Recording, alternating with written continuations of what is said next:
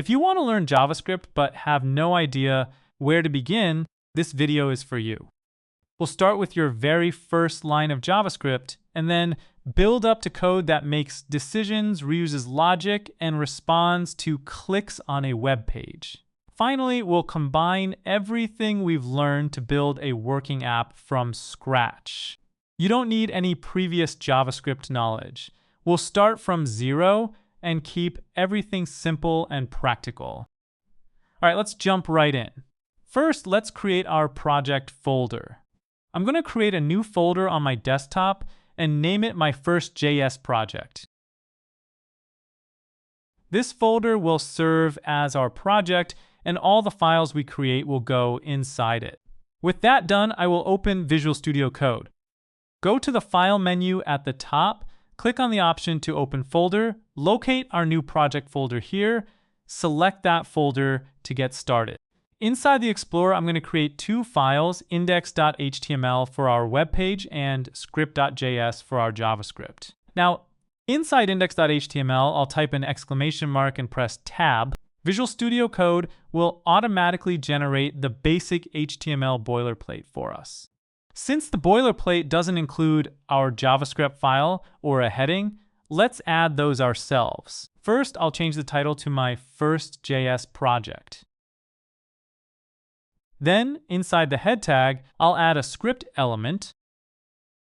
I'll set its source to script.js so the browser knows which file to load, and I'll add the defer attribute so the browser waits for the HTML to load before running the script. Finally, inside the body tag, I'll add an h1 heading that says my first JS project. At this point, our HTML includes the page title, the connection to script.js, and the heading that will appear in the browser. To run our project, I'll open the extensions view and search for live server. Choose the extension by Ritwick Day and install it if you don't already have it. Now, I'll open index.html and click the button for the installed extension in the bottom right corner. As you can see, Live Server opens our web page and our heading appears in the browser. Finally, I'm going to right-click the page, choose Inspect, and open the console panel. This is where we can see messages from our JavaScript and any errors we might need to fix. Our project is now running, script.js is connected, and the browser console is ready. Next, let's write our very first piece of JavaScript code. I'm going to put the browser on the right side and the Visual Studio Code on the left side so we can see the changes in real time. I'm going to open script.js and use console.log to display the message Hello JavaScript in the browser console. Once I save the file, Live Server will automatically refresh the page. As you can see, our message appears right there in the console. This confirms that the browser is successfully running our JavaScript. First, let's look at console.log, which displays a value in the console. The value you want to show goes inside the parentheses, and the semicolon marks the end of the statement. In this example, our message uses quotation marks because it is text. In JavaScript, this type of text is called a string. Now, let's try displaying the number 25 instead. Notice that numbers do not need quotation marks. If we were to add quotation marks, JavaScript would treat the value as text instead of a number. As you can see, both values now appear in the console. Next, we can leave notes in our code using comments, which JavaScript ignores when it runs. For a single line comment, I'll start the line with 2 forward slashes. I'll write hello world here, but as you can see, nothing is displayed in the console because it's a comment. For a comment that covers multiple lines, I'll place it between a forward slash and an asterisk and a forward slash. Comments can also be used to temporarily stop code from running. I'll add 2 forward slashes before the statement that displays 25. As you can see, the number no longer appears in the output because the browser ignores that line. Next, let's use variables to store values under useful names. I'm going to create a username variable using const and store the text sahand inside it. We use const when we don't plan to replace the value later. However, for a value that needs to change, we use let. I'll create a score variable and start it at 10.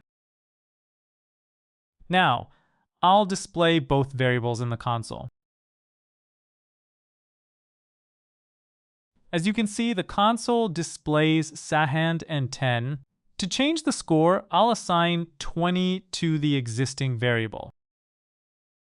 I won't write let again because the variable already exists. As you can see, the score is now 20. So the simple rule is to use const by default and let only when the value needs to change. Always use clear variable names that describe their values. For names with multiple words, use camel case, like username. Remember, variable names cannot contain spaces or start with a number, and uppercase letters matter. This means that score and score with uppercase S are actually two different variables. You might see the keyword var in older JavaScript code. However, its scoping rules can be quite confusing. In modern JavaScript, we'll use let or const instead. Now, let's try to replace the value stored in username. As you can see, the console is showing an assignment to constant variable error. That's because a variable created with const cannot be reassigned, so I'll go ahead and remove this line. Next, let's take a look at the different types of values that JavaScript can work with. We actually already have two examples ready. The text stored in username is a string, while the value stored in score is a number. You'll notice that strings use quotation marks. Numbers don't use them, which allows JavaScript to treat them as numeric values. Now I'll add a boolean variable called isStudent. A boolean can only be true or false, making it perfect for yes or no information. I'll also create a city variable without assigning it a value. JavaScript automatically gives it the value undefined, meaning a value hasn't been provided yet. Finally, I'll set selected course to null. We use null when we want to intentionally indicate that a value is empty. So undefined usually means a value is missing, while null is an empty value that we set ourselves. To check these data types, I'll use the type of operator before each variable. As you can see, JavaScript reports them as string, number, boolean, and undefined. For selected course, we also see object, which I'll explain in more detail later in the video. Next, let's use operators to calculate and compare these values. Since we already have a score of 20, I'll use it to demonstrate the 4 basic arithmetic operators. The plus sign adds, the minus sign subtracts, the asterisk multiplies, and the / divides. As you can see, the results are 25, 15, 40, and 10. Comparison operators check the relationship between two values and return either true or false. I'll check whether the score is greater than, less than, greater than or equal to, and less than or equal to various values. As you can see, JavaScript gives us a Boolean result for every single comparison. To check whether two values are exactly equal, we'll use 3 equal signs, which is known as strict equality. The first comparison is true because both values are the number 20. The second one is false because one value is a number and the other is a string. They may look similar, but their data types are actually different. Strict equality checks both the value and its type to ensure they match perfectly. You should use it instead of 2 equal signs, which can convert types and lead to unexpected results. Finally, let's look at logical operators, which let us combine or reverse Boolean values. The double ampersand means and, so both conditions must be true. The double vertical line means or, so only one condition needs to be true. The exclamation mark means not, and it reverses true to false or false to true. As you can see, these operators turn calculations and comparisons into clear true or false results that JavaScript can use. Next, let's use these conditions to run different code based on a specific value. I'm going to create an age variable and start it at 18. I'll use let because we're going to change this value while testing. Now, I'll add an if statement that checks whether the age is greater than or equal to 18. The condition goes right inside the parentheses. If the condition is true, JavaScript runs the code inside the curly braces. As you can see, the console displays you are an adult. To handle a false result, I'll add an else block to display a different message. Now let's change the age to 16. As you can see, the first condition is now false, so JavaScript runs the else block. We can also use else if when we need to handle more than two possible results. First, I'll check whether the age is below 13. Then I'll check whether it is below 18. If neither condition is true, the final else block will handle anyone who is 18 or older. The order here matters because JavaScript stops checking after it finds the first true condition. I'll change the age at the top to 10, then 15, and finally 25, checking the console after each change. As you can see, each value produces the correct message, child, teenager, or adult. By using if, and else, our program can choose which code to run instead of doing the same thing every time. Next, let's use functions to group code that we want to run multiple times. I'm going to create a function called greet. It will receive a name and return a personalized greeting. First, the function keyword creates a regular function, and in this case, greet is its name. The name you see inside the parentheses is called a parameter. You can think of it as a placeholder for the value the function will eventually receive. Inside the function, the return keyword sends the completed greeting back to wherever the function was called. The greeting uses backticks, which allow us to insert the name using a $sign and curly braces. Now I'll call the function with sahand and store the return value in a variable called message. The specific value sahand is what we call an argument. It effectively replaces the name parameter while the function is running. As you can see, the console displays hello sahand. Similarly, if we change it, the function now returns hello John. It's important to notice that return does not display anything on its own. Instead, it gives us a value that we can then store, display, or use elsewhere in our code. Moving forward, keep in mind that a function can also receive multiple parameters. For example, I'll create an add function that receives two numbers and returns their total. When I call add, the arguments 5 and 3 replace the two parameters.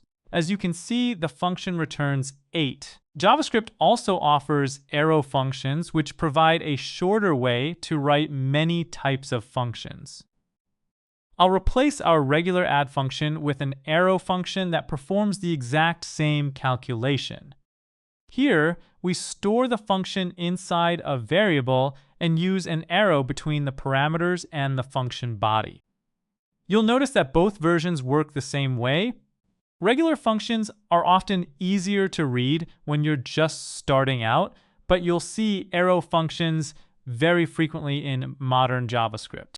Ultimately, functions let us write a piece of logic once, pass different values into it, and reuse the result whenever we need it. Next, let's look at how to use an array to store multiple related values in one place. I'm going to create an array called languages containing HTML, CSS, and JavaScript. An array uses square brackets, and each item is separated by a comma. The items will stay in the exact order that we add them. Every item in an array has a numbered position called an index. Keep in mind that JavaScript starts counting indexes from 0, so the first item is always at index 0. I'll display the first item using index 0 and the third item using index 2. As you can see, the console displays HTML and JavaScript.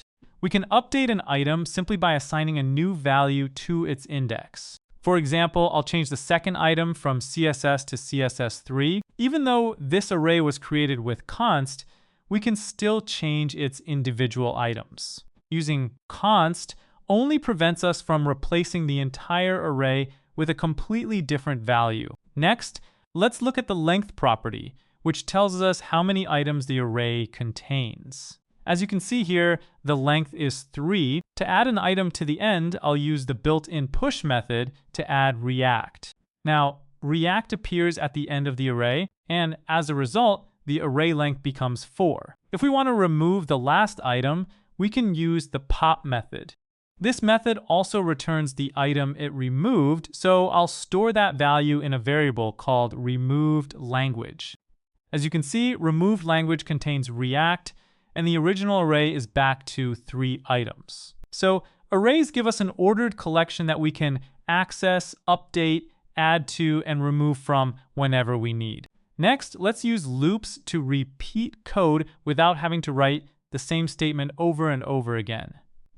I'll start with a for loop that counts from 1 to 5.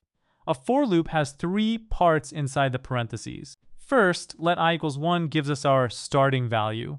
Next, the loop continues as long as I is less than or equal to 5. Finally, I++ increases the value by 1 after every iteration. As you can see, the console displays the numbers 1 through 5. Now, I'll use that same idea to loop through our languages array. This time, the index starts at 0 because arrays are 0 indexed. The loop continues as long as the index is smaller than the array length. During each iteration, we point to a different array index. As you can see, the console displays HTML, CSS, and JavaScript one at a time. By using languages.length, the loop will still work even if the number of items in the array changes. When we simply want to run code for every item in an array, for each gives us a shorter, cleaner option. I'll call for each on the languages array and pass it a function. That function runs once for every item, where the language parameter represents the current item. As you can see, for each produces the same 3 console messages. You can use for each when you want to go through every item in a straightforward way. On the other hand, a traditional for loop is useful when you need the index or more control over how the loop runs. Either way, loops let us repeat an action for any number of values without having to copy the same code. Next, let's use an object to group information about a single thing. I'm going to create a user object with a name, an age, and a greet method that displays a personalized message. An object uses curly braces. Inside, name and age are the properties, while John and 25 are their respective values. Each property uses a colon between its name and value, and commas are used to separate the properties. To access a property, we can use dot notation. I'll place a dot after user and request the name property. As you can see, the console displays John. We can also use bracket notation by placing the property name inside square brackets and quotation marks. This displays 25. Dot notation is usually simpler, while bracket notation is useful when the property name comes from another value. To update a property, I'll simply assign a new value to it. In this case, I'll change the user's age from 25 to 26. As you can see, the age is now 26. An object can also contain a function. When a function belongs to an object, we call it a method. Our greet method uses this .name. Here, this refers to the current user object, so this .name gives us John. I'll call the method by using the object name, a dot, greet, and then parentheses. As you can see, the console displays, "Hello, my name is John." Finally, I'll display the complete object so we can inspect its properties and method together. Overall, objects let us keep related information and behavior together under one clear name. Next, let's use JavaScript to change something we can actually see on a web page. When the browser loads our HTML, it turns the page into a structure of objects called the Document Object Model, or DOM. JavaScript can use the DOM to select, read, and update HTML elements.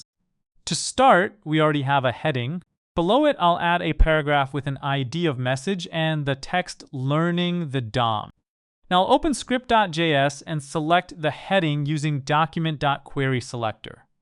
The document object represents our entire web page. QuerySelector searches the page using a CSS selector and returns the first matching element it finds. For the paragraph, I'll use document.getElementById and pass in the ID message. When using getElementById, we only provide the ID name itself, so we don't need to include the hash symbol. Now that we have both elements selected, I'll change their text using the text content property. As you can see, both pieces of text change immediately in the browser, even though they differ from the original HTML text. Beyond just text, we can also change an element's inline styles through its style property. I'll set the heading color to royal blue and give the paragraph a light gray background. As you can see, the browser updates the colors immediately.